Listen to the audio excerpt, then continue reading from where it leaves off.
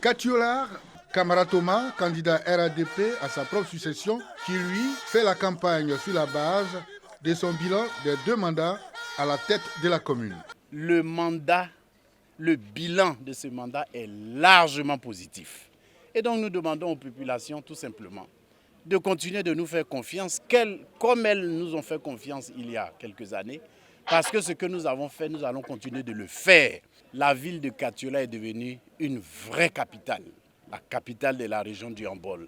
C'est une ville belle, où il fait bon vivre. Le candidat du PDCI, Touré Namala Benjamin, rencontré dans les villages de Touro Centre et Touro Gare, lui veut mettre en compétition les cadres pour le développement de la commune après son élection à la tête de la mairie. Je pense qu'un autre Katiola est possible. Et c'est ce que nous allons faire. Il faut revoir Katiola sous un autre angle. Il faut le revoir sous un autre angle. Et de toutes les façons, la concurrence est permise. Et la concurrence est un facteur de développement. Lorsqu'il y a une seule personne qui agit, lorsque tout se passe d'un seul côté, ce n'est jamais bon pour la population. La saine émulation entre les cadres de la région, c'est ce qu'il y a à souhaiter.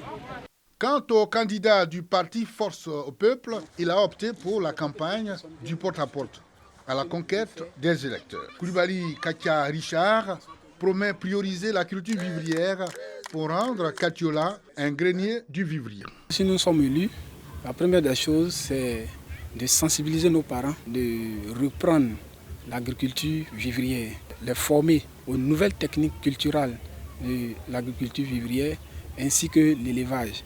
Parce que nous pensons qu'aujourd'hui, pour que l'ANACAD puisse être véritablement une ressource financière pour nos parents, il va falloir que nous puissions nous-mêmes nous nourrir d'abord